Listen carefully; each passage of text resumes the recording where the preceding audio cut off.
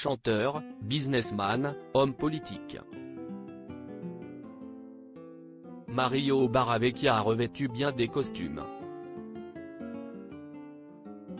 L'ancien finaliste de la Star Academy se frotte cette année au monde de la littérature en publiant son premier livre, Mon père, ma bataille, disponible aux éditions Prisma depuis le 17 mai dernier. Un témoignage intime, bouleversant et plein d'humanité sur la relation d'un fils et de son père, annonce la 4e de couverture. L'ex-challenger de Jennifer s'y livre de manière inédite et particulièrement touchante sur son parcours et sa relation avec son père, décédé de la maladie de Charcot en 2009, et qu'il va accompagner jusqu'à ses derniers instants.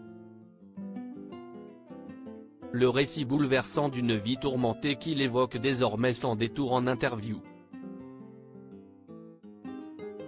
Dans un entretien avec le magazine Public, Mario Barravecchia revient sur cette période sombre marquée par la mort de son père, donc, mais aussi son divorce, une histoire toxique dont il est ressorti mal en point. Il s'explique, « Je suis parti en vrille. Une semaine sur deux, quand je n'avais pas mes enfants, Matteo et Lily, nés de son mariage avec Nelly Osten, je travaillais le plus tard possible. » L'ancien candidat aux élections municipales à Beaune rejoignait ensuite des copains au resto, je buvais un verre, puis deux, puis la bouteille. Je finissais par rentrer chez moi épuisé. En réalité, je fuyais les moments où j'étais seul, des moments où je ressassais mon divorce, le décès de mon père. Une mauvaise passe dont l'a extrait d'un coup de baguette magique sa 3e femme Jessica, mère de son 3e enfant, Andrea.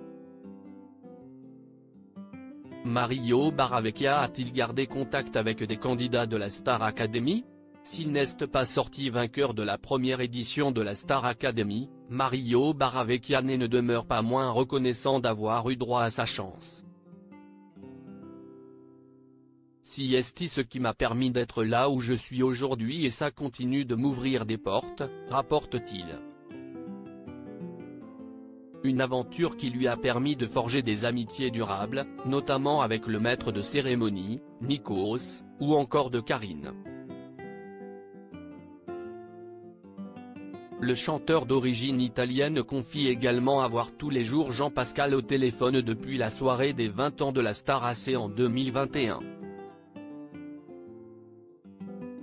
L'événement lui avait également donné l'occasion de recroiser Jennifer, un moment très court, mais sympathique sur lequel il ne s'étend pas davantage.